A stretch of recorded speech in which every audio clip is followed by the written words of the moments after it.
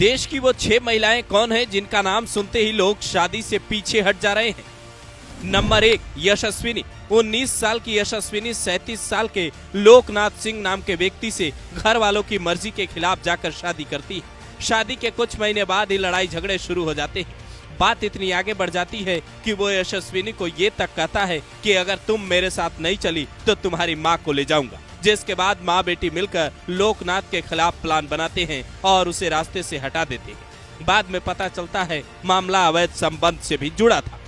Number 2, प्रगति। 5 मार्च 2025 को औरैया के प्रगति की शादी दिलीप यादव से होती है। 19 मार्च को घायल अवस्था में दिलीप मिलता है। 22 मार्च को उसकी मौत हो जाती है। घर वालों के सामने प्रगति मातम का ड्रामा रच रही थी, लेकिन जांच हुआ तो पता चला इसने अपने प्रेमी अनुराग यादव के साथ मिलकर इस खेल को अंजाम दिया है। शादी में मिले गहने के पैसे से इसने सुपारी दे डाली। नंबर 3, मुस्कान। मेरठ में रहने वाली मुस्कान, जिसने लव मैरिज की थी, लंदन में रहने वाला जिसका पति उसे बेहद प्यार करता था, अपने प्रेमी साहिल के चक्कर में कातिल बन जाती है। पहले पति के सीने पर वार करती है, फिर उसे ड्रम में भरकर प्रेमी के साथ हनीमून मनाने चली जाती है। सोशल मीडिया पर नीले ड्रम का तस्वीर तेजी से वायरल होता है। नंबर 4, निकिता सिंघानिया। 9 दिसंबर 2024 को जौनपुर के रहने वाले एआई इंजीनियर अतुल सुभाष की बॉडी फ्लैट से बरामद होती है। साथ में एक सुसाइड नोट और कई वीडियोज भी मिलते हैं, जिसमें पत्नी निकिता सिंघानिया को उन्होंने अपनी मौत का जिम्मेदार बताया था।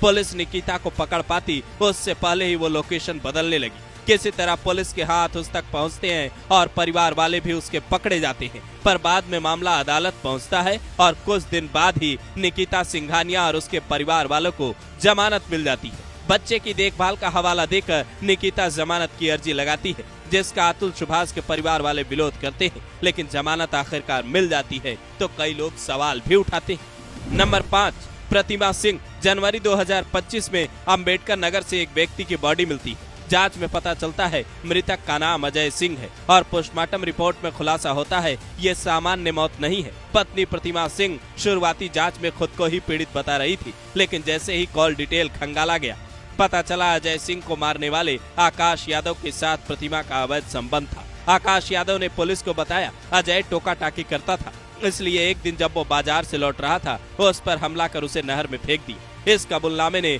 पति पत्नी के रिश्ते पर सवालिया निशान खड़े कर दिए। सोशल मीडिया पर बेटा बचाओ ट्रेंड करने लगा। नंबर 6, सोनम रघुवंशी। शादी के 9 दिन बाद ही सोनम रघुवंशी अपने पति राजा रघुवंशी के साथ हनीमून मनाने मेघालय जाती है। ट्रैकिंग के दौरान ही राजा पर हमला होता है और उसकी बॉडी बरामद होती है। सोनम भी शुरुआती 16 दिनों तक लापता रही। अचानक से यूपी के गाजीपुर के ढाबे से वो पकड़ी जाती है। मेघालय पुलिस अब उसे ट्रांजिट रिमांड पर मेघालय लेकर गई है, जहां उसे पूछताछ के बाद बड़े खुलासे की उम्मीद है। राजा के घर वाले अब इंसाफ मांग रहे हैं, तो वहीं सोनम के घर वाले अपनी बेटी को निर्दोष बता रहे हैं। अब तक की जानकारी ये कहती है सोनम, जिसके पिता की प्लाईवुड की फैक्ट्री है जिसमें वो एचआर का काम करती थी, वहीं के मैनेजर राज कुशवाहा से उसका प्रेम प्रसंग चल रहा था और इसी चक्कर में उसने 3 लोगों को अपने पति की सुपारी दे दी, जिसके बाद से पूरा सोशल मीडिया एक सुर में कह रहा है आखिर इस जमाने को हो क्या गया है। 7 फेरे के बाद जिन पत्नियों को साथ निभाना चाहिए वही पतियों की जान की दुश्मन बनी है।